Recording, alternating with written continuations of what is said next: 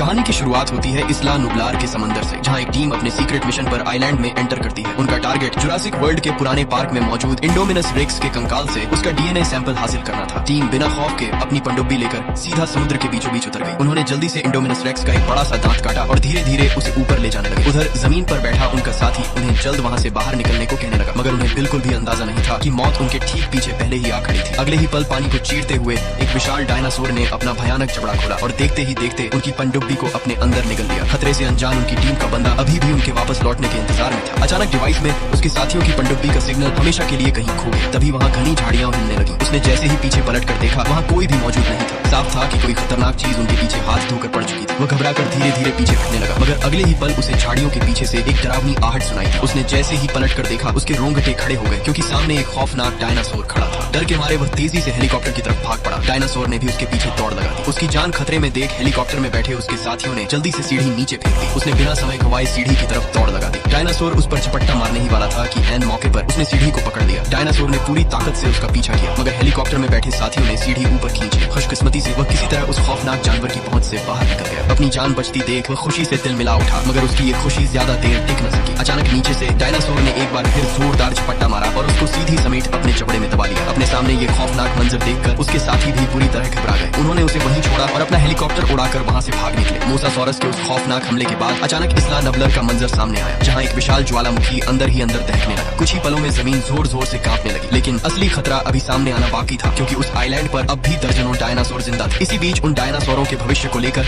एक खास मीटिंग बुलाई गई, जहां सभी एक्सपर्ट्स को इकट्ठा किया गया। सबकी नजरें इस फैसले पर टिकी थी कि आखिर इन बेजुबान जानवरों को बचाया जाए या उन्हें इसी तबाही के साथ मरने के लिए छोड़ दिया जाए। मीटिंग में आखिरकार फैसला हुआ कि ज्वालामुखी को रोकना अब मुमकिन नहीं, इसलिए डायनासोरों को लावा के अंदर ही मरने के लिए छोड़ दिया जाएगा। लेकिन हमारी कहानी की मेन कैरेक्टर क्लेयर ये फैसला मानने को तैयार नहीं थी, क्योंकि उसके लिए इन डायनासोरों को बचाना अब सिर्फ एक जिम्मेदारी नहीं बल्कि एक वादा बन चुका था। क्लेयर ने हार मानने के बजाय ठान लिया कि वह हर हाल में इन डायनासोरों को बचाकर ही रहेगी। वह जानती थी कि अगर अब कुछ नहीं किया गया तो ज्वालामुखी फटने के बाद आइलैंड पर मौजूद हर डायनासोर हमेशा के लिए मिट जाएगा। वह सब कुछ छोड़ छाड़ कर सीधा एक आदमी एली के घर पहुंची, जिसने उसे यकीन दिलाया कि डायनासोरों को आइलैंड से निकालने का रास्ता अब भी मौजूद है। क्लेयर को बताया गया कि अगर उन डायनासोरों को एक एक करके पकड़कर आइलैंड से बाहर निकाला जाए तो उन्हें दोबारा एक महफूज जगह पर बसाया जा सकता है। एली ने क्लेयर को एक नए आइलैंड का नक्शा दिखाया और बताया कि वहाँ डायनासोरों को महफूज रखा जा सकता है और इस आइलैंड पर उनसे छेड़छाड़ करने वाला कोई नहीं होगा। मतलब वह इन डायनासोरों को इंसानी बस्ती से दूर एक छुपी हुई जगह पर रखना चाहता था। ये सुनकर क्लेयर को पहली बार उम्मीद की एक किरण नजर आई, लेकिन उसे बिल्कुल भी अंदाजा नहीं था कि इस पूरे प्लान के पीछे एक गहरी साजिश छुपी हुई है। एली ने उसे बताया कि इस काम के लिए उन्हें वापस उसी खतरनाक आइलैंड पर कदम रखना होगा, जहाँ कुछ ही समय बाद ज्वालामुखी फटने वाला था। क्लेयर के पास सोचने के लिए ज्यादा समय नहीं था, इसलिए वह तुरंत ओवेन से मिलने पहुंची। वही ओवेन जो पहले जुरासिक वर्ल्ड के डायनासोरों की देखभाल